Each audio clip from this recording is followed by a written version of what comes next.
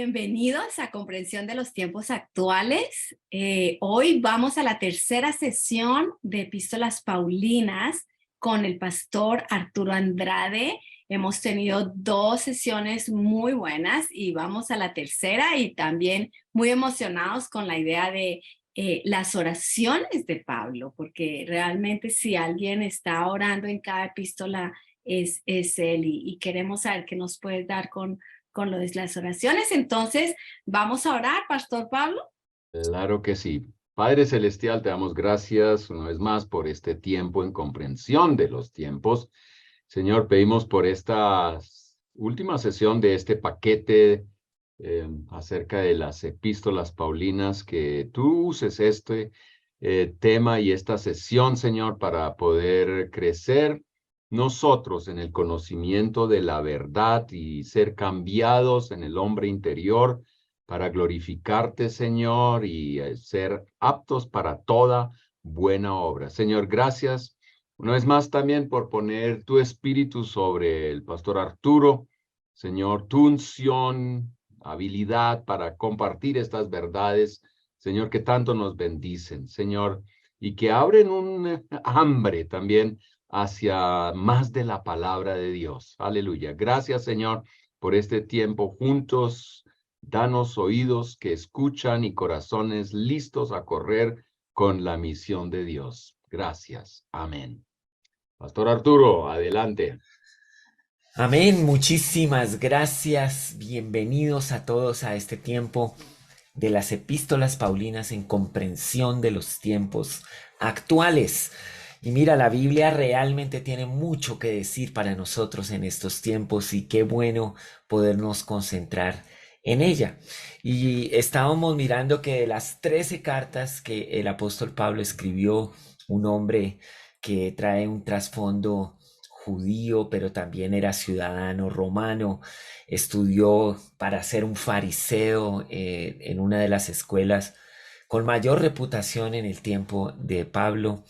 Y pues estos fariseos se esforzaban muchísimo por profundizar en los temas no solo académicos y legales, sino que también se esforzaban por tratar de mantenerse como irreprensibles a todo lo que estudiaban en cuanto a las leyes. Solo que el gran problema de los fariseos es que su profundo celo, pasión y conocimiento les hizo creer, les hizo pensar que eso bastaba, que era suficiente para acercarse a Dios y que Dios les recibiera y les aceptara como hijos. Ellos creían que por su herencia, por su estudio, por su cuidado frente a lo que los demás observaban de ellos, podrían estar muy cerca de Dios. Y en este vano, vacío conocimiento o creencia, se equivocaron al reconocer al Mesías. Y por eso Jesús mismo dijo, es que ustedes con los labios dicen una cosa, pero en su corazón están lejos de mí.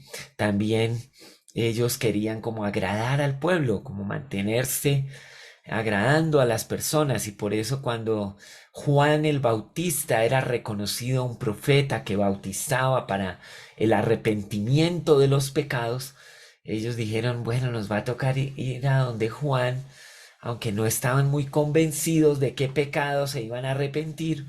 En realidad no se arrepentían de nada, y llegaron allá para que Juan los bautizara y así como tratar de mostrarle al pueblo que decía, pero ¿cómo así? Si es un profeta, ¿qué pasa con nuestros líderes que no se acercan a él? Y estos, por la presión social, van allá, y Juan, quien usaba un gran discernimiento y una gran delicadeza, ¿no? Eso es como una ironía, ¿no?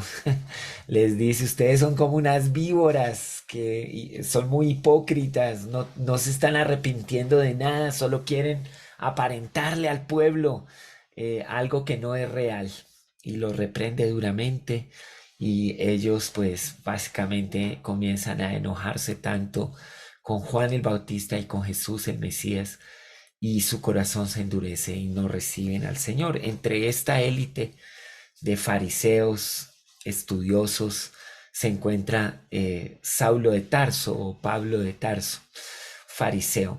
Los fariseos eran reconocidos porque ellos estudiaban muy profundamente las leyes, o sea, lo que está ahí en los primeros 5 libros de la Biblia, especialmente unas porciones grandes de el libro de Éxodo y de Deuteronomio. Ellos también eran muy conocidos porque oraban con los salmos. Los salmos es el libro de oraciones de los judíos y un buen fariseo tenía muchísimos salmos, y no todos, memorizados. Y ellos los tenían memorizados y oraban estos salmos todo el tiempo.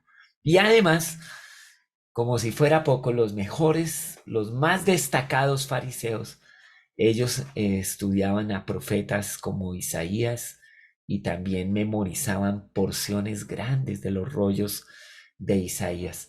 La razón era práctica, porque no había acceso a libros como nosotros los tenemos hoy. O sea, la Biblia la tenemos hoy así y la tenemos aquí en cualquier parte. Ellos tenían rollos y cargarlos, leerlos, era muy complicado. Entonces una razón práctica para memorizar era para no tener que estar consultando el rollo todo el tiempo. Pero ¿saben una cosa?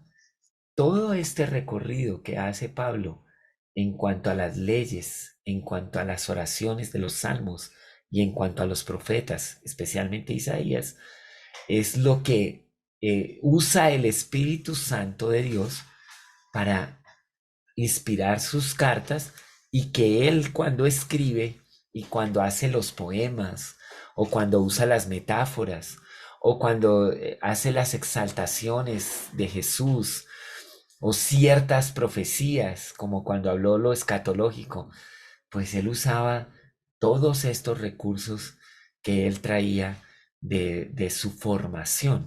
Sin embargo, aquí en el capítulo 3 de Filipenses, para completar esta carta tan linda, Pablo está en una cárcel, le envían a un hombre llamado Epafrodito con una ofrenda. Él lo devuelve con la carta porque se enfermó, y en el capítulo 3, pues ya alrededor de su gran poema, que es el capítulo 2, donde habla de Jesús, quien siendo Dios no se aferró a esto, que se humilló a sí mismo, que se hizo hombre y en la condición de hombre murió en la cruz, pero que Dios le exaltó hasta lo máximo y le dio un nombre que es sobre todo nombre, y que está ahora en lugares celestiales. Y entonces en el capítulo 3 él pone su lista de las cosas que lo que él tenía, de su recorrido, su hoja de vida. Y dice que él tiene todo esto por basura a fin de ganar a Cristo para sí mismo.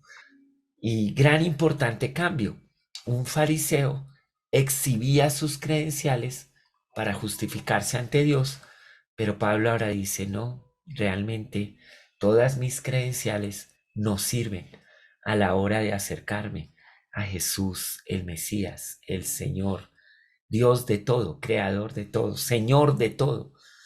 Y ese cambio es muy evidente cuando él presenta a los filipenses este contraste entre Jesús, quien sufre la cruz, Jesús, el que deja el cielo y no se aferra a ser como Dios, Jesús, el que ahora tiene nombre sobre todo nombre, y él que tiene credenciales, que tiene formación, que tiene recorrido, pero que no sirve de nada frente a Jesús y en la cruz. Eso es impresionante, maravilloso ver esta transformación, y es de un capítulo a otro. O sea, es increíble cómo en una sola carta él les abre tanto su corazón a estos hermanos. Entonces ahí lo tenemos. Luego llega el capítulo 4 de los Filipenses, donde ya les presenta o les pide a los filipenses que sean un ejemplo de toda esta verdad, de toda esta humildad, de toda esta transformación que se está viviendo por causa de Cristo. Entonces, en lo que resalta en este final de la carta es cuando llega Pablo y le escribe a dos mujeres, nombres muy interesantes, Evodia y Síntique. No sé, no son muy frecuentes estos nombres por ahora, por acá, pero ellas tenían un conflicto. Y a Pablo le contó Epafrodito, ese Epafrodito le contó todos los detalles a Pablo de lo que pasaba entre la iglesia. Y yo me imagino allá pasando los días y Epafrodito diciéndole, imagínese, pastor Pablo, que ahí están, ¿se acuerda de Evodia y de Sinti, que qué mujeres tremendas de oración, guerreras, evangelistas, mujeres que sirven al Señor, pero se enojaron por algo, tienen un conflicto, no se hablan? Y esto le contaba, esta es la iglesia. Así es el diario vivir de la iglesia. Y entonces Pablo recuerda el asunto y lo toma como un ejemplo para decirle a estas dos mujeres, miren, no vivan más en este conflicto, por favor, busquen la paz, tengan armonía, porque todo lo que Dios ha hecho, toda la obra de Jesús debería tener como resultado en nuestra vida cotidiana la armonía y la fe como hermanos cristianos. Sin embargo, Pablo en esos párrafos dice cosas interesantes en cómo resolver conflictos. Él dice, a ellas las exhorta a ponerse de acuerdo y a otro ahí le pide que intervenga, que sea un mediador, que sea alguien que les ayude a ponerse de acuerdo. Es que en los conflictos personales, aún de la iglesia, a veces necesitamos que alguien venga y nos ayude a encontrar la paz y a encontrar armonía. Entonces, pues si tú estás escuchando aquí y tienes un conflicto con alguien en la iglesia, pues acepta la exhortación de Pablo, que rogó a estas mujeres que se pusieran de acuerdo en el Señor. Y ahí vienen promesas también muy, muy interesantes. Por ejemplo, ahí es una de los tiempos de oración, una de las oraciones mejores en mi vida personal, que me ha ayudado mucho en la iglesia donde soy pastor. Animo a que memoricemos estos versículos de Filipenses capítulo 4, versículos 6 y 7, aunque uno debería memorizar casi toda una porción muy grande ahí, porque él dice, no te preocupes por nada, en cambio, ora por todo. Pídele a Dios, dígale a Dios lo que necesita y dele gracias por todo lo que Él ha hecho. Y así experimentarás la paz de Dios que supera todo lo que podemos entender. Y la paz de Dios guardará tu corazón y tu mente mientras vivas en Cristo Jesús. Entonces, mi amigo, tú que estás escuchando aquí, tú que llegaste para oír acerca de estas epístolas paulinas, tienes que darte cuenta que cada una de ellas, y aún esta de los filipenses, termina animando a la iglesia a buscar a Dios, a orar, a vivir en una manera ejemplar, a que la doctrina, a que la fe, a que los fundamentos se vuelvan vida diaria, vida cotidiana, que se resuelvan los conflictos, que haya paz, que nuestros pensamientos, y aquí bien interesante, cuando Pablo dice que tus pensamientos de verdad sigan una norma, una ruta en la que lo bueno, lo que es digno de alabanza, lo que viene de Dios, sea lo que domine tus pensamientos. Y así concluye esta carta el apóstol, por supuesto dándole gracias a Dios, pero también dándoles gracias a ellos por su cuidado, porque han estado pendientes y atentos. Él sin saberlo, el apóstol Pablo, o sabiéndolo, no sé, pero inspirado por el Espíritu Santo sin lugar a dudas, viene y dice, yo sé vivir en abundancia y también sé vivir en la escasez. Le doy gracias a Dios por el cuidado que han tenido de mí. Claro que sí, lo agradezco y eso será una buena cuenta en las riquezas en el cielo, pero yo tengo contentamiento, dice Pablo.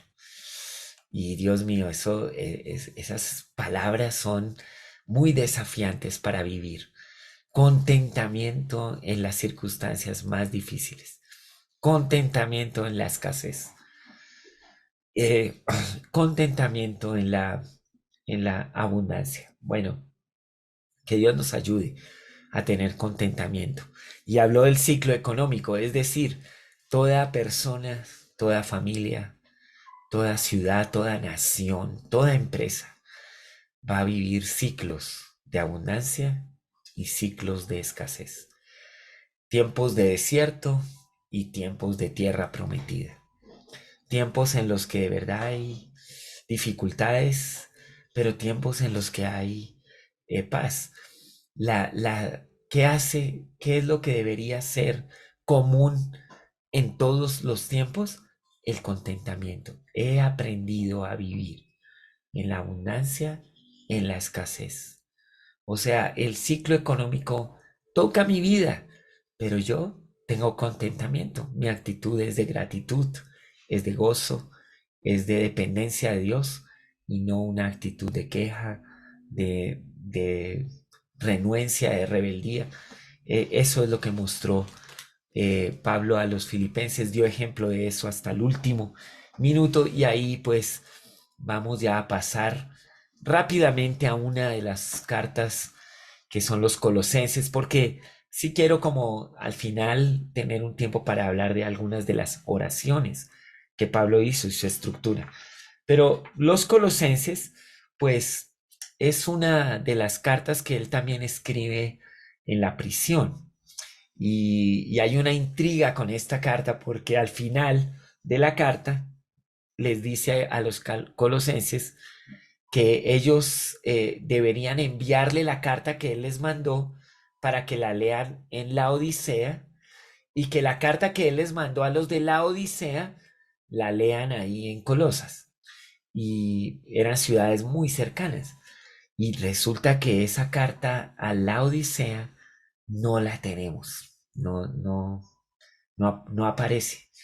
Y bueno, entonces ya se quedó ahí por fuera del canon, pero es una gran intriga. Ve, ¿qué les escribió a estos en la Odisea? Bueno, no tenemos esta carta, pero esto quiere decir que Pablo escribía mucho más que solamente las 13 cartas que tienes aquí pues en el Nuevo Testamento. Él era un escritor.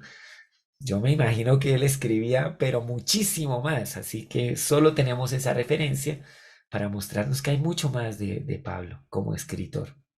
Pero bueno, solo tenemos esto en el canon. Y esta iglesia en Colosas tiene también una particularidad. Pablo no la fundó. Pablo no fundó esta iglesia, la conoció a su pastor o líder allí. El hombre se llama Epafras. Qué nombrecito, Epafras. Este hombre fue a visitar a Pablo a Roma pues seguramente tenían una relación, quería pedir consejo, mentoría, ayuda. Qué bueno es pastores así, pastores que buscan a otros pastores para obtener mentoría y apoyo y ayuda. Este era Epafras, dándonos una señal clara de que él tenía unos conflictos en Colosas y necesitaba ayuda sobre eso. Y fue allá para hablar con Pablo y enterarlo de la situación y se quedó encargado otro hombre en la iglesia, pero a Epafras también lo agarraron allá de prisionero. Entonces, juntos, conversando, Pablo decide enviar la carta para ayudarles con las situaciones que este pastor le había contado. ¿Y cuál era la lucha más grande en Colosas? Tenían dos frentes muy difíciles de presión sobre la iglesia. Y te voy a decir, uno era el frente de la religión pagana, el gnosticismo, estaba tomando fuerza. Juan en sus cartas y evangelio le dio muy duro a este tema del gnosticismo, pero Pablo también aquí les está dando instrucciones acerca de esto. Y el otro frente duro que afectaba a la iglesia era el tema de los judaizantes, que querían como que retornaran estos cristianos a la religión de los judíos. Y bueno, hoy esas tendencias no han parado. La iglesia sigue recibiendo ataque del gnosticismo y la iglesia sigue recibiendo ataque del mesianismo judaizante, todo este tema se sigue recibiendo ataque. Ahora, solo para traer claridad en cuanto a cómo son estos ataques filosóficos, religiosos, en la conducta de la vida, que atacan es directamente a la iglesia. O sea, no estamos hablando de ataque en el mundo, estamos hablando de ataque en la iglesia. Entonces, gnosticismo tiene estas características. Este paganismo decía que la salvación solamente se podía obtener por causa del conocimiento. Y entonces desarrollaron toda unas élites intelectuales para tratar de obtener esta salvación y propagar esta filosofía gnóstica. Y esto le hacía daño a la iglesia. Llegaban y decían, no, mire, usted no va a poder conocer a Dios si no es a través de el razonamiento, el conocimiento, y solo unos pocos alcanzan ese nivel. Y entonces no, los demás estaban todos muy dependientes de estos que sí tenían la verdad.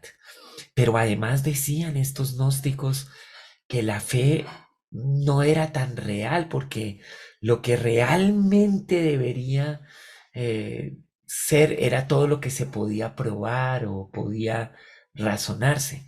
Entonces que la fe era tan inmaterial que no la consideraban, que no existía. Y entonces para los gnósticos, pues todo el tema de los milagros, el tema de la segunda venida de Jesús, el tema de la fe, pues eso era imposible para creer. Y había una creencia añadida a esta, que era que todo lo material era una vana ilusión y era malo, que lo material era ilusión o que lo material realmente era una vasija que contaminaba lo espiritual. Entonces, esto hacía que ellos tuvieran grandes crisis con el tema de Jesús, el Señor que deja el cielo, o sea, es Dios, se hace hombre, es materia.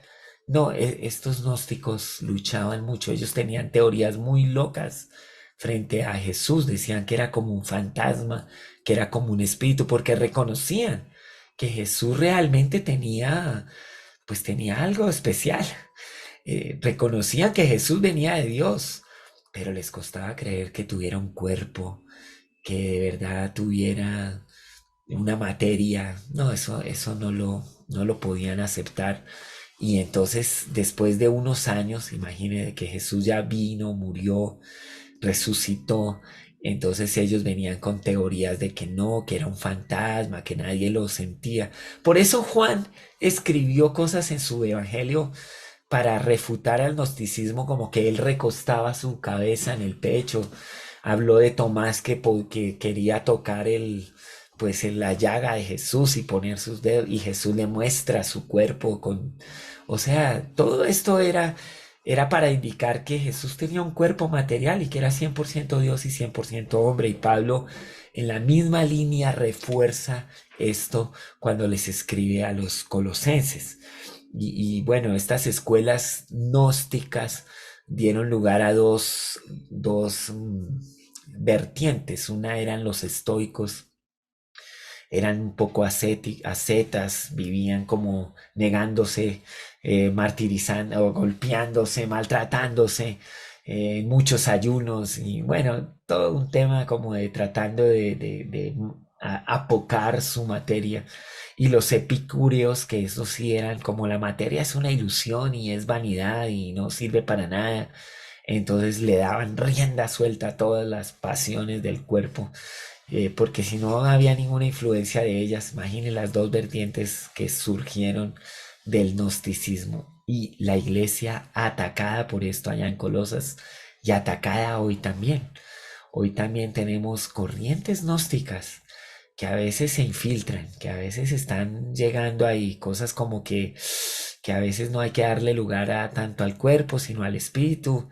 Y bueno, cosas así hay que tener cuidado. Realmente hay un balance en la doctrina y Pablo siempre presenta este balance para todos ellos. Ahora, entonces llega aquí en el capítulo 1 y hace una exaltación a Cristo. Entonces, voy a leer la exaltación que hace de Cristo y usted va a ver ahí algunas de las ideas que él está desmontando ya en la sola lectura de esta exaltación.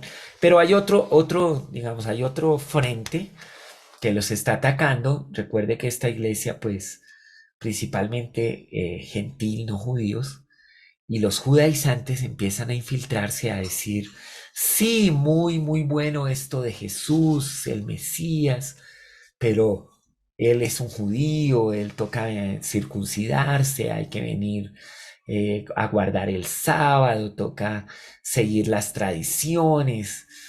Y entonces la iglesia está como entrando en esta presión de que hay que tener guardar ciertas prácticas. Ahora, recuerda que hay cristianos que están saliendo, o sea, que están llegando a Cristo desde la tradición judía. O sea, ellos son judíos que siguen todos los rituales y de repente viene el testimonio de Jesucristo y ellos deciden entregar su vida a Cristo. Ellos no cambian su cultura o sus cosas de repente. Muchas de sus prácticas continuaban. Pero también ahora tenemos en la iglesia personas que practicaban el politeísmo, que practicaban otro tipo de religiones, y ahora ellos por el testimonio de los creyentes se convierten a Jesucristo y entonces vienen de trasfondos religiosos y creencias, muchas de ellas politeístas, o sea, en adoración a muchos dioses. Y ahora imagínese esto, en un mismo espacio, en una congregación, confluyen los que venían de la tradición judía y los que vienen de las tradiciones religiosas de la época, pero los une Jesús, el Mesías, el Salvador, el Señor, el Espíritu de Dios, les pone ahí en ese lugar. Entonces ahora ellos entran en una convivencia sobre qué prácticas van a adoptar o no en cuanto a la fe. Esa es la dificultad, mis hermanos. Lo que pasa es que nosotros somos creyentes y la mayoría de nosotros somos creyentes y venimos todos del mismo trasfondo.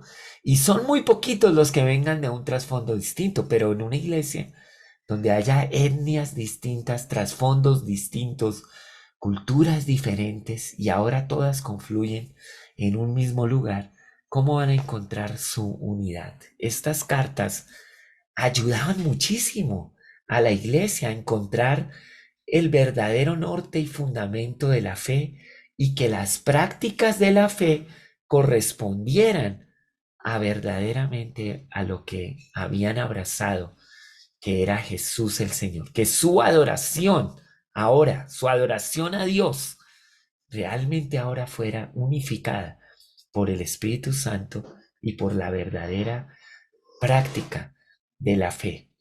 Este era el gran desafío y por eso estas cartas son maravillosas para ayudar.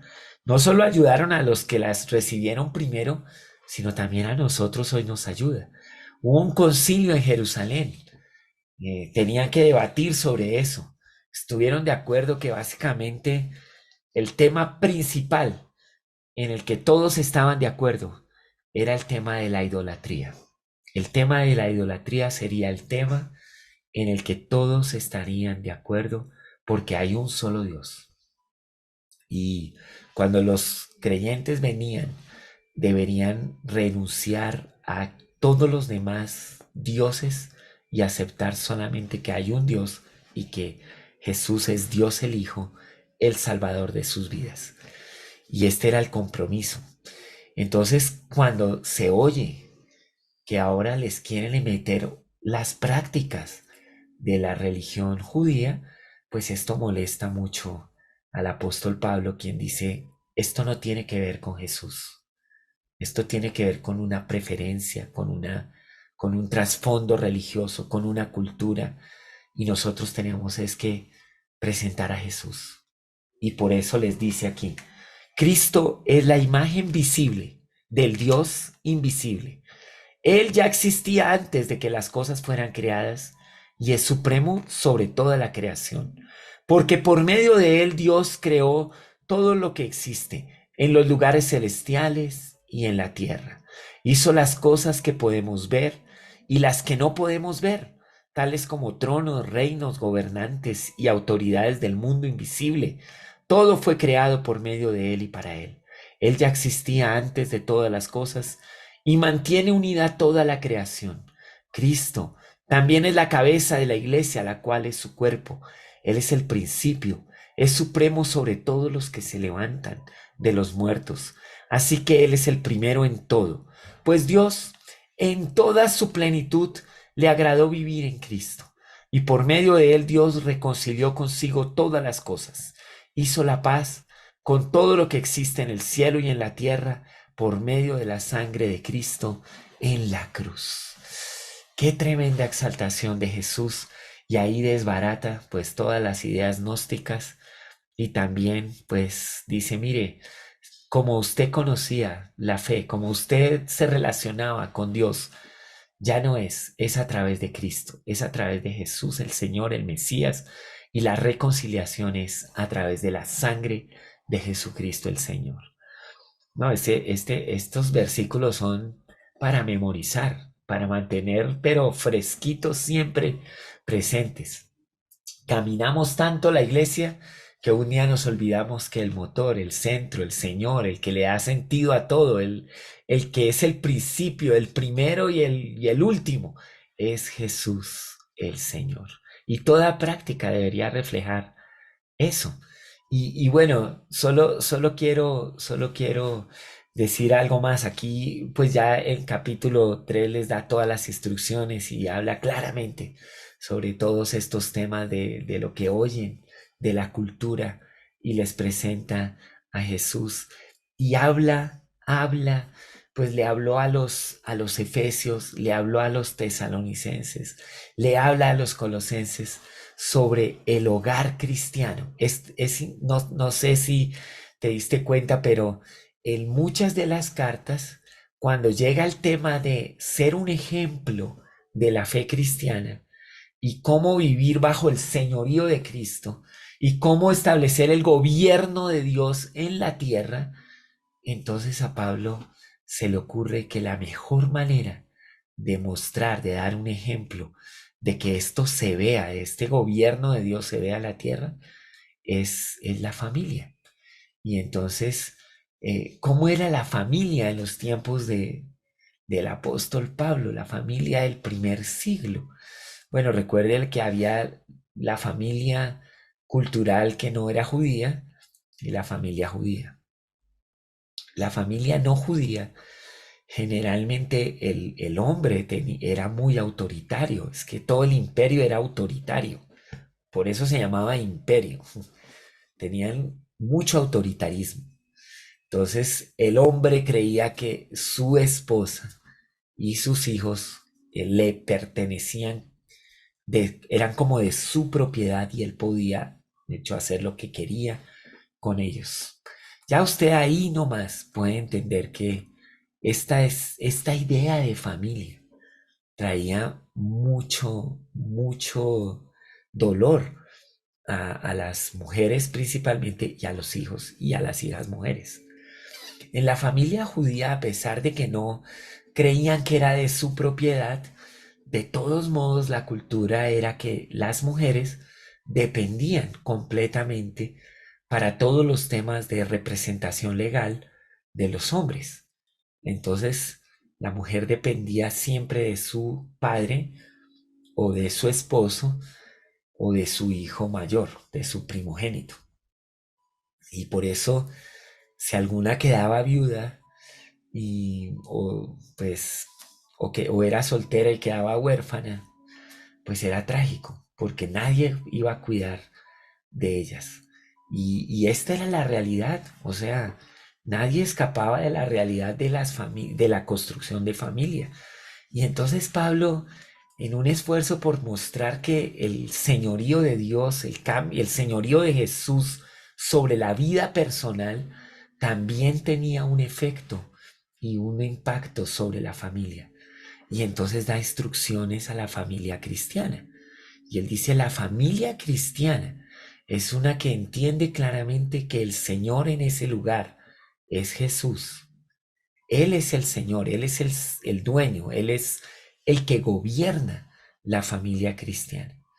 Y todos en ese lugar, los hombres, las mujeres y los hijos, deben sujetarse en primer lugar a Jesús el Señor. Y entonces, como que esto ya era, o sea, si hoy hablando de la familia cristiana tenemos crisis, imagínate en el primer siglo cuando se escribía esto sí era un revolucionario.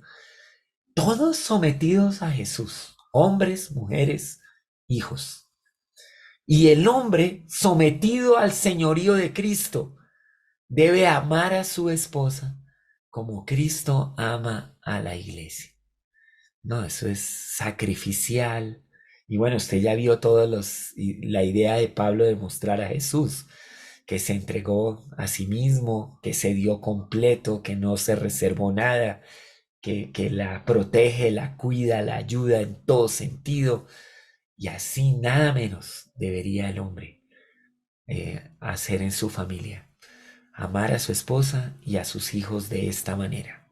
Y la esposa respetar a su esposo. Porque obviamente si hay un hogar en la cultura que es autoritario, pues ella sí va a hacer todo lo que él diga, pero no va a haber una actitud de respeto en ese hogar. Pero si Jesús es su Señor, entonces ella, al someterse a Jesús, ella tendrá sujeción y respeto en su casa. Y los hijos igual.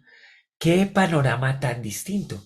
Y lo que Pablo dice es, mira, no se puede decir que uno es un cristiano y conocer todos los temas de la fe y conocer la Biblia y decirla si en su casa realmente no ocurre este modelo. Y por eso culmina casi todas sus cartas o muchas de sus cartas dando instrucciones sobre el hogar cristiano. Y en las cartas pastorales mucho más. Cuando le dice a Pablo a Timoteo y a Tito que pues los hogares deben reflejar esto y que los líderes en la iglesia deben ser unos que se sujetan al Señor y que tienen y que gobiernan sus casas bajo el señorío de Cristo. Pero ya tendremos oportunidad aquí en comprensión de los tiempos actuales para estudiar las cartas pastorales. También este libro de Colosenses tenemos programado que usted pueda tomar una clase sobre Colosenses. Pero yo solo quería señalar que es sorprendente que Pablo sí estuviera en muchas ocasiones hablando sobre la familia cristiana como un modelo de la vida, del ejemplo, de la autoridad que un cristiano tiene en este mundo. Entonces, la doctrina hecha vida en la casa, primeramente en el hogar, y un llamado para el cristianismo de hoy también. Hoy a veces queremos vivir nuestro cristianismo más intensamente fuera de la casa. Es como una observación, ¿no? Nos gustan los templos, sí, nos gusta lo que ocurre en el templo, nos gusta la comunión entre los creyentes, pero que ocurra fuera de la casa. Pues si nos escribiera Pablo una carta hoy, quizás nos diría, oiga, tienen que volver a reforzar el tema de la vida cristiana en la casa, en el hogar, en la familia, entre los padres y los hijos y los padres. Esto es lo más natural del cristianismo.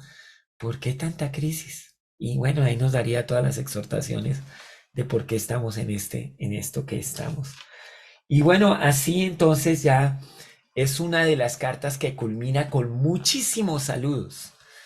Entre los saludos finales que hace Pablo a los colosenses, resaltan los nombres de Filemón, que parece que era en donde empezó la iglesia. Resalta el nombre de Onésimo, que era el hombre esclavo de Filemón, que se escapó y ahora vuelve, se convierte. Y ahí los pone al final de la carta, y a muchos otros que saluda a los de su equipo. Y bueno, eh, Pablo se esforzaba por tratar de reconocer a las personas. Para un hombre que era tan, parecía, ¿no? O sea, nos parece que Pablo era un líder enfocado en los resultados, un líder que se enfocaba en que surgieran iglesias, las iglesias estuvieran bien cuidadas, hubiera más viajes misioneros, que los recursos se usen para alcanzar el mundo para Cristo. Tráigame la capa y los libros, que necesito seguir haciendo cosas. Desde la cárcel le daba instrucciones a Marcos. Un hombre enfocado en resultados. Pero, ¿sabe? Después de leer las cartas con atención, a él le importaban mucho las personas. La verdad es que en todas las cartas siempre mencionaba gente que era muy importante que recibiera el reconocimiento de él. Y aún en las circunstancias más difíciles, tenía un momento para decir gracias a fulanito, mira que ojo con tal, y ponía los nombres de las personas. Él tenía la lista clara de quiénes eran. Él tenía una relación personal con ellos. No eran recursos para avanzar el reino. Eran personas con las que él se comprometía, se relacionaba, le importaban mucho y por las cuales hasta se detenía. Entonces hay que ver, claro, historias como la de Bernabé y él y Juan Marcos pues nos hacen ver como que... Pero era comienzo del ministerio, era empezando, había inmadurez también en todo esto. Ellos van creciendo, ellos van creciendo. Pablo creció al punto de, en la carta a los colosenses, una gran lista de personas mencionadas allí. Y bueno, entonces de las 13 cartas del apóstol Pablo, podríamos hacer el siguiente resumen. Él escribe cartas muy grandes, como la de Romanos, donde habla muy específicamente de la salvación. Escribe la carta a los Corintios, 2 cartas a los Corintios muy extensas, una iglesia que requirió mucho del trabajo del apóstol y su corazón y sus oraciones, yo creo, muchas. Luego escribe estas cartas cortas, algunas desde la prisión, Efesios, Gálatas, a una iglesia que muy rapidito se dejó llevar por ideas muy religiosas. Es la única carta que Pablo no comienza como reconociendo algo bueno de ellos. En todas siempre empieza diciendo, mire, ustedes son así, ustedes tienen esto. Refuerza la identidad de ellos. Pero a los Gálatas no. Eso empieza de una vez regañándolos. Es una carta increíble. Luego sigue Efesios, pues Filipenses, Colosenses, las 2 cartas a los tesalonicenses muy cercanas, la carta que le hizo a Filemón para ayudar en este conflicto, las cartas pastorales, como las llamamos, las que les hizo a Timoteo y Tito, y luego una carta de refuerzo a Timoteo. Estas son las 13 epístolas, cartas que escribió Pablo. Aquí solo vimos las pequeñas, las que no se agrupan en estas pastorales ni en las grandes cartas, como un panorama para animarte a que vuelvas a leerlas, a escucharlas, a estar en ellas, a orar.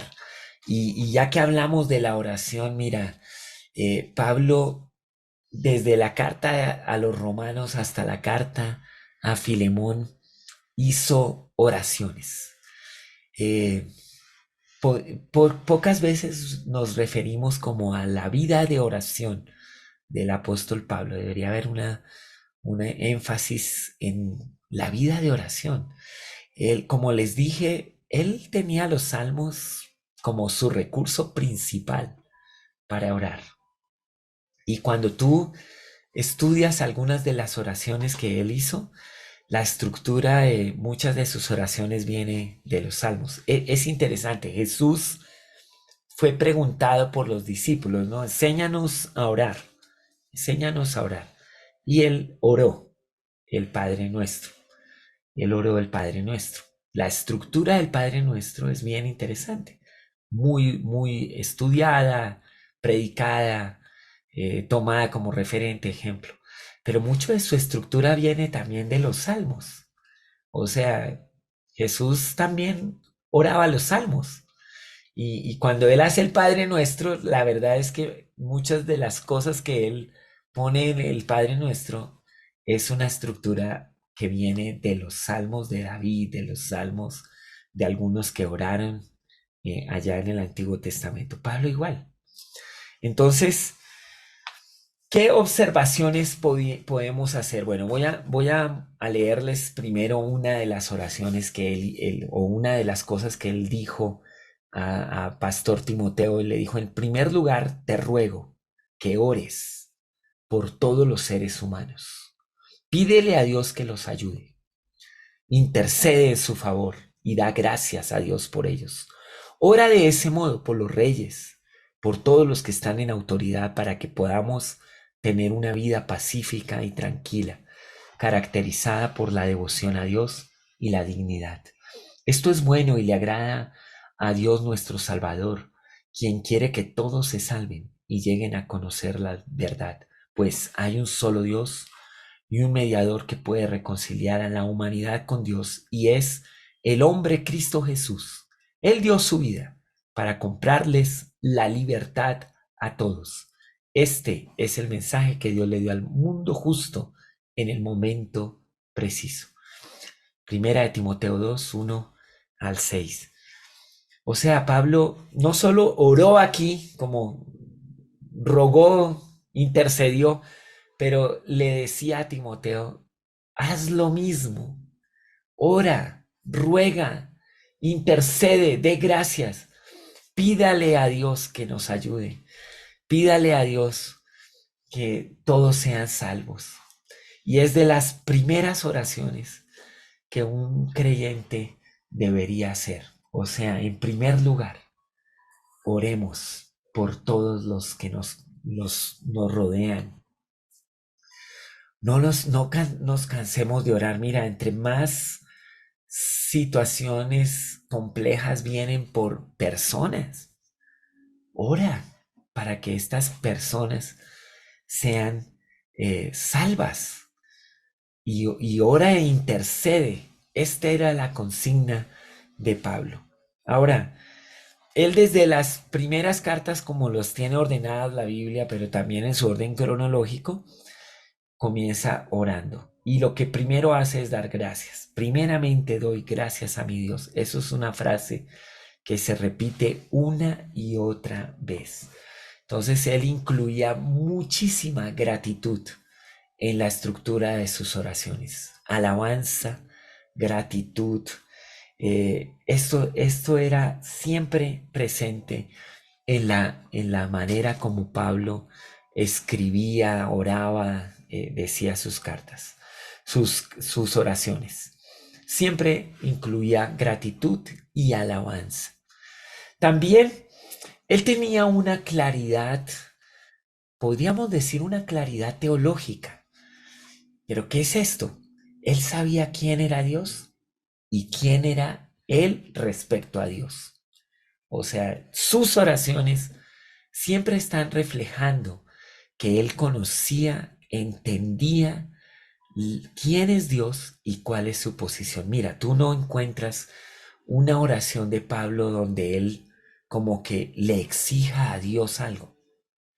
Él más bien le ruega a Dios, él le pide a Dios, él suplica a Dios, porque él entiende que Dios es más grande que él, que Dios es soberano sobre toda la tierra y que él es solo un servidor, un instrumento, alguien ahí, y que ni siquiera es el único. es que Pablo sí tiene una claridad de quién es Dios impresionante. ¿Y dónde lo refleja? En la manera como él ora.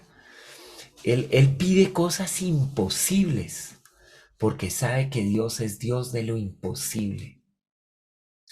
Él pide cosas que sobrepasan el entendimiento porque él sabe que Dios está por encima de todo razonamiento humano. Y por eso si tú quieres que tu vida de oración sea más profunda, más enriquecida, deberías conocer más a Dios, deleitarte más en Él, en quién es Él, adorar, alabar la grandeza, la bondad, la misericordia y todos los atributos de Dios, porque ahí tu vida de oración será enriquecida. Entonces por eso él habla cosas como si el anhelo de mi corazón y mi oración a Dios es para salvación, porque pues él sabe que Dios quiere salvar a las personas. Oh profundidad de las riquezas y de la sabiduría y del conocimiento de Dios, cuán insondables son sus juicios, inescrutables sus caminos. ¿Quién ha conocido la mente del Señor? ¿O quién llegó a ser su consejero?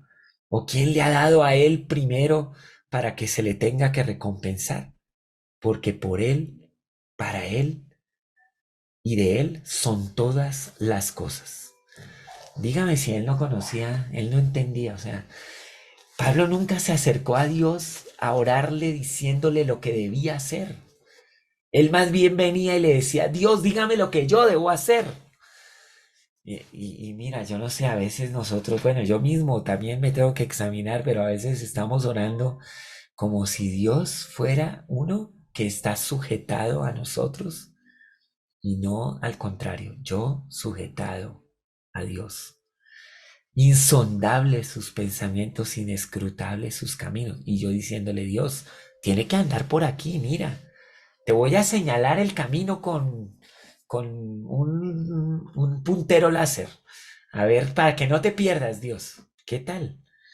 Si pudiéramos, le hacemos un PowerPoint a Dios y le mostramos claramente dónde estamos y cómo queremos que nos bendiga. No, Pablo le dice a los corintios, a los romanos, profundidad de las riquezas de Dios. ¿Quién es el consejero? ¿Quién le ha dado consejo a Dios?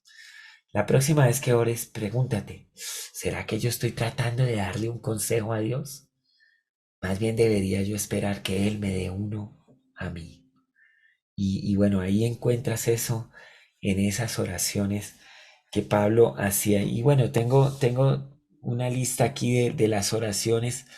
Bendito sea el Dios y Padre de nuestro Señor Jesucristo, Padre de misericordias y Dios de toda consolación, el cual nos consuela en todas nuestras tribulaciones. Así les escribió a los corintios. Dios entiende lo que tú vives, lo entiende perfectamente y por eso Él puede consolarte. Tú puedes pedir y Él te consuela porque comprende tu necesidad, tu circunstancia difícil. Así que la profundidad teológica de las oraciones de Pablo solo refleja su gran conocimiento de él y por supuesto, si alguien que pasó tanto tiempo en el Génesis, en el Éxodo, en el Levítico, en los números. Mira, Pablo yo creo que se leyó ese libro de números y vio todas esas quejas que hicieron esos israelitas y yo creo que él dijo, no, yo no voy a ser igual. Yo no voy a orar así. Pasó tanto tiempo en el Deuteronomio. Él conocía a Dios. Él sabía quién era Dios. Y oraba tomando el ejemplo de los que sí lo lograron y quitando aquellas cosas de los que no lo lograron. Y sus oraciones eran influidas por ese conocimiento. Pablo, el apóstol, hizo peticiones humildes. Él pidió mejor dicho, él pidió cosas que de verdad impresionantes. Pero también él en sus oraciones reflejaba que le importaba muchísimo la voluntad de Dios. ¿Se acuerdan que Jesús dijo un día, ¿será, Padre, que se puede alcanzar esto sin tener que vivir esta cruz? ¿Pasa de mí esta copa? Pero no se haga mi voluntad sino la tuya. Bueno, Pablo oraba muchas veces así. O sea, Dios, podrías hacer esto, pero tu voluntad es primero, es perfecta. Y se acuerdan cuando oró porque tenía un aguijón de la carne, un gran misterio para nosotros, pero era algo que le molestaba. Si alguien dice que tiene un aguijón en la carne, seguro que uno entiende que es algo que le incomoda, le molesta. Y dice que oró 3 veces: Señor, quítame esto, quita esto de mí. Y bueno, finalmente él dice que entendió de Dios, escuchó de Dios la respuesta, que no, ese aguijón no se iría de él, que él viviría con eso. Y bueno, aceptó la voluntad de Dios. Esa es la manera como Pablo oraba. Ahora, estos son como elementos en sus oraciones. Vamos a ver aquí algunas observaciones que he sacado como de todas las oraciones que Pablo tiene. Si usted quiere todas las oraciones, pues puedo enviar una lista de todas las, son como 9 hojas de computador con las oraciones una sobre otra, así. Muy interesante leerlas así de golpe. Buenísimo, pero se las voy a mandar. Pero unas observaciones sobre eso. Él creía, Pablo el apóstol creía, que la oración era vital y clave y necesaria en toda situación. O sea, Pablo era un hombre de acción, eso sin lugar a dudas. Él era capaz de agarrar un barco e irse a otra ciudad y iniciar cosas. O sea, no dudamos de su capacidad de ejecutiva, pero él entendía que la oración era la clave de todo, que sin oración era mejor no ir, que era vital en todo el proyecto, en todo emprendimiento, en toda acción que él tenía, porque él sabía que era Dios el Todopoderoso y no él. Entonces, ¿por qué estás orando tú? ¿Oras porque crees que la oración es vital y clave y necesaria en toda situación? ¿O oras porque se te volvió una costumbre? Bueno, yo creo que ¿cómo se puede definir eso? ¿Cómo podríamos medir eso? Si tú oras a Dios y todavía tú crees que tienes que ayudarle a Dios en algo, es porque no crees que la oración sea vital, necesaria, ultra clave en lo que tú estás intentando. Todavía piensas que tú le puedes ayudar a Dios en algo. Y eso es diferente que Dios te llame a algo por la oración. Como Pablo iba a un lugar y lo mandaron a otro. Bueno, en la oración ocurren cosas, hay dirección, hay guía, pero como que yo tenga que ayudarle, eso es muy profundo, muy íntimo. Cada uno tiene que resolver cómo es que está orando. ¿Oro porque es vital o porque yo quiero solo hacerlo porque es la costumbre, es algo que hay que hacer? Es bueno hacer por si acaso, como me dijo alguien una vez. ¿Y por qué estás orando? Bueno, por si las moscas, porque pues de todos modos hay que hacer algo. Y bueno, creo que el apóstol Pablo no oraba con esa intención o motivación. Él sí creía de verdad que era en la oración donde las cosas ocurrían. Mira, Pablo también en sus oraciones nos deja ver que él creía profundamente en que la oración le proveía unidad al cuerpo de Cristo. Él dice cosas como que cuando oramos por otros creyentes, los estamos sirviendo y nos conecta con ellos de manera especial. Y por eso él decía: oren por mí, que yo oro por ustedes. Decía en sus cartas: oren por mí y yo voy a orar por ustedes. Yo estoy orando por ustedes.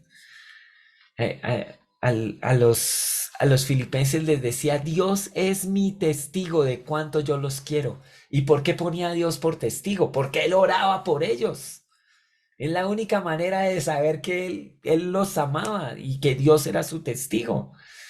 Mira, la oración nos conecta, la oración trae unidad en el cuerpo de Cristo. Necesitamos orar uno por otro. Además, que pues una tercera observación, la oración provee pues o aviva el deseo de tener comunión. La verdad es que oramos más naturalmente por aquellos más cercanos, más amigos, con los que hay más afinidad. Y cuando oramos por las personas así, pues queremos estar cerca.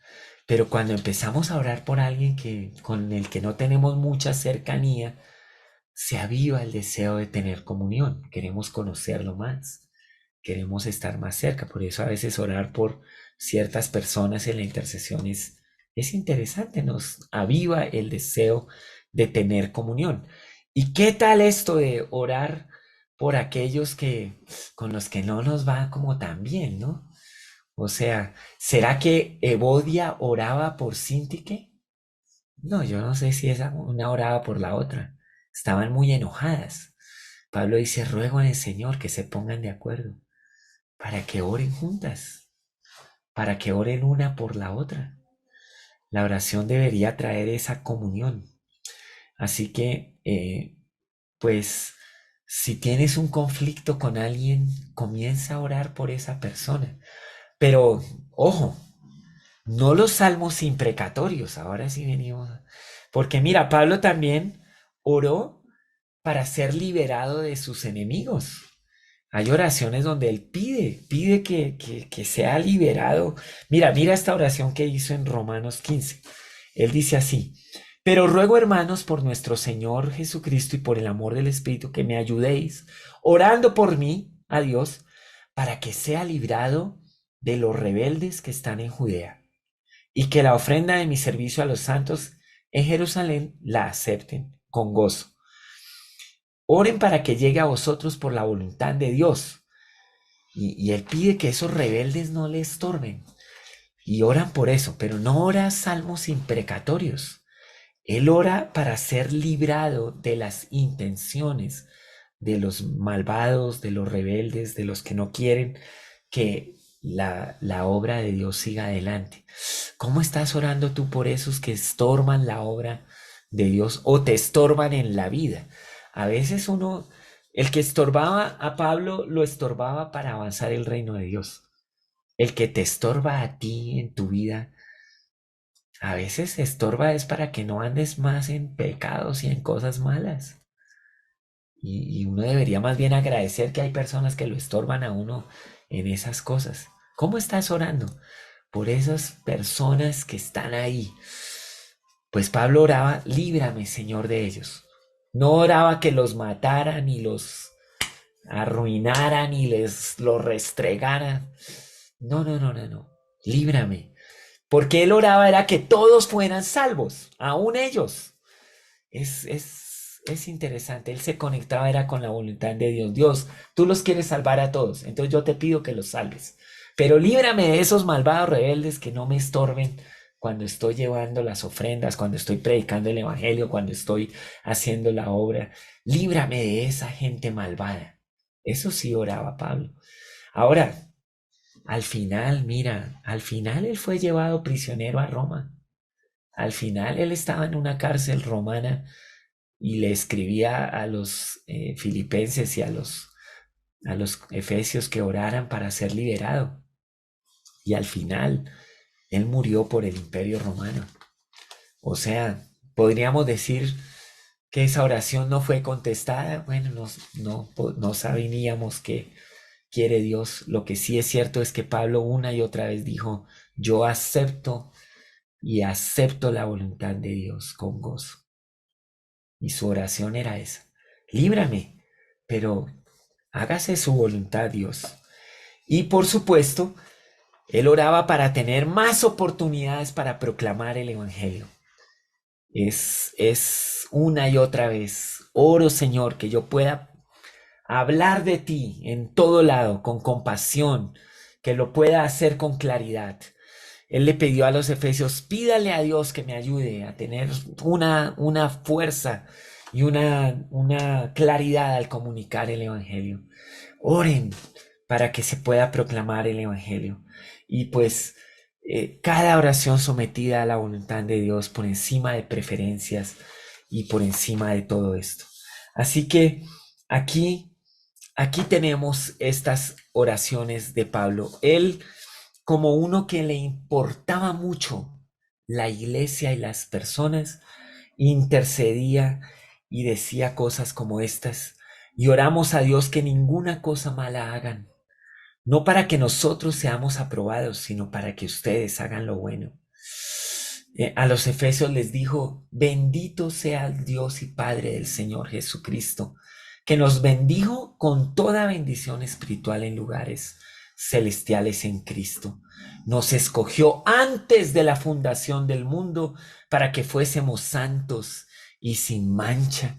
Y así, y bueno, se despedía el apóstol siempre con una oración que era como, la gracia de nuestro Señor Jesucristo sea con todos ustedes. Él reconocía que la gracia de Dios era lo único que podía sostener nuestras vidas. Esta idea de la gracia que habló a los romanos tan ampliamente, la palabra griega caris, que está más que alguien que da regalos y otro que los recibe, porque esa es como la idea original de la palabra gracia. Es como alguien que te da algo que tú necesitas y tú lo recibes y alivia algo para ti. Es como que es un regalo que viene como una provisión para algo que a ti te hace falta. Entonces al ser humano le falta salvación, entonces la gracia es Jesucristo, el Salvador. Al ser humano le hace falta sabiduría, entonces la gracia es la sabiduría que viene de Dios a través de sus palabras. Al ser humano le hace falta comunión, entonces la gracia de Dios viene en la forma de una comunidad de iglesia en la que tiene comunión. Y bueno, en todas las maneras posibles tú podrías ver la gracia. Y por eso Pablo decía, mire, lo que a ustedes les haga falta, lo que ustedes necesiten, lo que requieran para sus vidas, eso vendrá de Dios. Esa es la gracia que viene de Dios para sus vidas, sus familias, la iglesia, para este momento. Y por eso la mejor oración que él podía hacer y la mejor despedida, la gracia de nuestro Señor Jesucristo esté con usted, que nunca le falte la gracia de Dios, su oración principal. ¿Se acuerdan que a los romanos les dijo en una ocasión, es que hay momentos que yo no sé cómo orar, como conviene, yo no sé qué pedir? Voy a pedirle al Espíritu Santo que me ayude con gemidos indecibles para interceder por ustedes. Y por eso él oraba en lenguas y él oraba, la gracia del Señor venga sobre usted. Yo no comprendo todo lo que te hace falta, pero yo sí sé que Dios es suficiente para todo lo que necesitas en todas las etapas de tu vida. Y así entonces se despidió de los tesalonicenses, se despidió de todos, así se despidió de Filemón. La gracia de nuestro Señor Jesucristo sea con vuestro espíritu. Amén.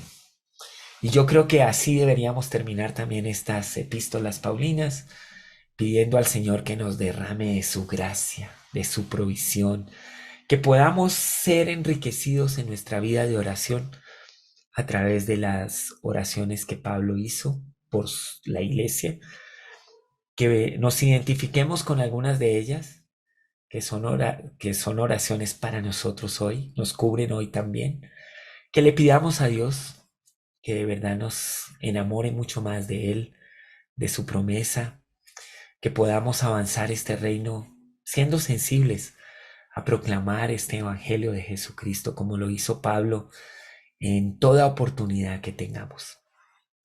Amado Padre Celestial, te damos muchas gracias. Gracias por este tiempo especial en las epístolas paulinas. Gracias por permitirnos un vistazo general acerca de cómo este hombre escribió y relató y mostró, pues con tanta profundidad, pero también con tanto detalle, lo que es más significativo de la fe cristiana. Gracias por la vida y el testimonio de este hombre que te sirvió plenamente. Nosotros hoy, Señor, queremos ser inspirados por sus oraciones, por sus palabras, por su ejemplo. Que nuestra vida refleje el amor de Cristo, empezando por el hogar cristiano. Que cada familia cristiana refleje el señorío de Cristo sobre su familia. También ayúdanos e inspíranos, Señor, a que al conocerte más a ti, nuestras oraciones sean cada vez mejores. Que maduremos en nuestra vida de oración, que crezcamos en ella, que podamos depender de ti, Señor, como lo hacía el apóstol, cada día de nuestras vidas, en el nombre de Jesús. Amén y amén. Aleluya. Amén. Qué cierre tan bueno. Muy bien, muy bien. Muchísimas gracias. Gracias por estudiar, por amar la palabra, yo sé, y soy testigo de eso, al amar la palabra, ser hacedor de la palabra, pues hay sabiduría y tienes sabiduría. Eres un hombre de mucha sabiduría. Gracias por impartir esto. Y Pastor Pablo. Cuando se trata de estas oraciones, tenemos que orar. Padre, enséñanos a orar. Yo creo que vale la pena. Yo le voy a dedicar tiempo a esto. Yo he dedicado mucho a las oraciones de Jesús y lo que él enseña, y he tratado de ver algunos puntos de las oraciones de Pablo, pero al usted hablar, hay muchos aspectos que yo no he considerado y yo voy a echarle una revisión a eso. Así que gracias por motivarme a estudiar, de verdad que sí. Y otra cosa es, al principio usted mencionó en cuanto a la oración que tanto Jesús como Pablo usaban los salmos como base para orar. Cuán importante es que nosotros usemos la misma Biblia como base para orar, ¿cierto? A veces la oración comienza es más con escuchar que con hablar, ¿cierto? Escuchar qué es la voluntad de Dios y unirnos a esa voluntad y orar en esa dirección, y eso nos hace más sensible a su voz y también naturalmente nos va a hacer más efectivos en la oración. Y eso hay que aprenderlo y ojalá que le podamos eso también enseñar a nuestra gente en las iglesias, porque esto es clave. Esta oración cambia nuestra vida y cambia el mundo. Así que gracias, gracias, Arturo. Yo estoy listo para... Mándame la lista que tiene de las oraciones para que no se me escape ninguna y voy a echarle personalmente mi tiempo para estudiar eso. Sí, me has motivado mucho. Gracias. Sí, sí, y la verdad también, escuchándote, yo podía ver, es que se necesita humildad. Necesitamos ser humildes para acercarnos a Dios. Necesitamos entender su omnisciencia, omnipotencia, omnipresencia. ¿Quién es Él y quién soy yo? Soy su hija, soy su sierva, soy su seguidora, pero yo no soy su jefe. Y me parece increíble la forma como lo pusiste y cómo vivió el apóstol Pablo. Es un ejemplo para nosotros, entonces, para seguir creciendo como hijos y como iglesia que ora con la palabra de Dios. Muchísimas gracias. Entonces, con esto los dejamos. Recuerde, síganos en nuestro canal de YouTube, suscríbase si no se ha suscrito. Y también comparta estas enseñanzas con otros y también les recordamos síganos en las redes sociales para saber más información de las clases que tenemos y suscríbase también a nuestra página web si no se ha suscrito para también recibir los emails de las conferencias que estamos dictando. Entonces, que el Señor los bendiga.